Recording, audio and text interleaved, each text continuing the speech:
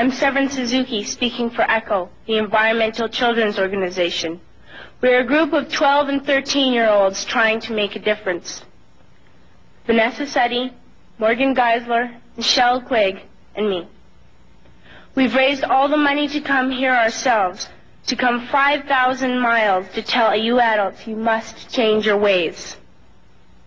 Coming up here today, I have no hidden agenda. I am fighting for my future. Losing my future is not like losing an election or a few points on the stock market. I am here to speak for all generations to come. I am here to speak on behalf of the starving children around the world whose cries go unheard. I am here to speak for the countless animals dying across this planet because they have nowhere left to go. I am afraid to go out in the sun now because of the holes in our ozone. I am afraid to breathe the air because I don't know what chemicals are in it. I used to go fishing in Vancouver, my home, with my dad, until just a few years ago we found the fish full of cancers. And now we hear of animals and plants going extinct, every day vanishing forever. In my life, I have dreamt of seeing the great herds of wild animals, jungles and rainforests full of birds and butterflies. But now I wonder if they will even exist for my children to see. Did you have to worry of these things when you were my age? All this is happening before our eyes, and yet we act as if we have all the time we want and all the solutions. I'm only a child, and I don't have all the solutions. But I want you to realize, neither do you. You don't know how to fix the holes in our ozone layer. You don't know how to bring the salmon back up in a dead stream. You don't know how to bring back an animal now extinct. And you can't bring back the forest that once grew where there is now a desert. If you don't know how to fix it, please stop breaking it.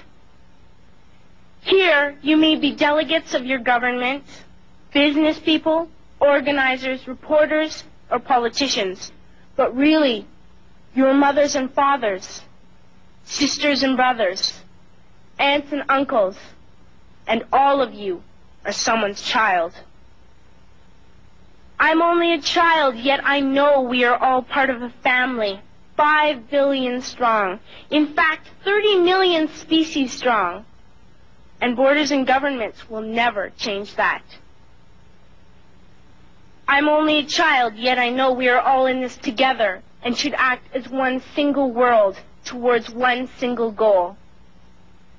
In my anger, I am not blind, and in my fear, I am not afraid of telling the world how I feel.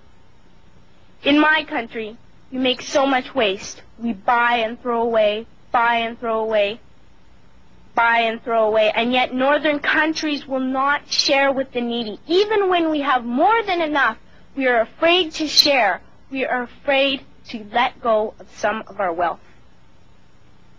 In Canada, we live the privileged life, with plenty of food, water, and shelter. We have watches, bicycles, computers, and television sets. The list could go on for 2 days. 2 days ago, here in Brazil, we were shocked when we spent time with some children living on the streets. This is what one child told us. I wish I was rich. And if I were, I would give all the street children food, clothes, medicines, shelter, and love and affection. If a child on the streets who has nothing is willing to share, why are we who have everything still so greedy? I can't stop thinking that these are children my own age, that it makes a tremendous difference where you are born. That I could be one of those children living in the favelas of Rio. I could be a child starving in Somalia, or a victim of war in the Middle East, or a beggar in India. I am only a child, yet I know if all the money spent on war was spent on finding environmental answers, ending poverty, and finding treaties, what a wonderful place this earth would be. At school, even in kindergarten, you teach us how to behave in the world. You teach us to not to fight with others, to work things out, to respect others, to clean up our mess, not to hurt other creatures, to share, not be greedy. Then why do you go out and do the things you tell us not to do? Do not forget why you are attending these conferences, who you're doing this for. We are your own children. You are deciding what kind of a world we are growing up in. Parents should be able to comfort their children by saying, everything's going to be all right. It's not the end of the world, and we're doing the best we can. But I don't think you can say that to us anymore. Are we even on your list of priorities? My dad always says, you are what you do, not what you say. Well, what you do makes me cry at night.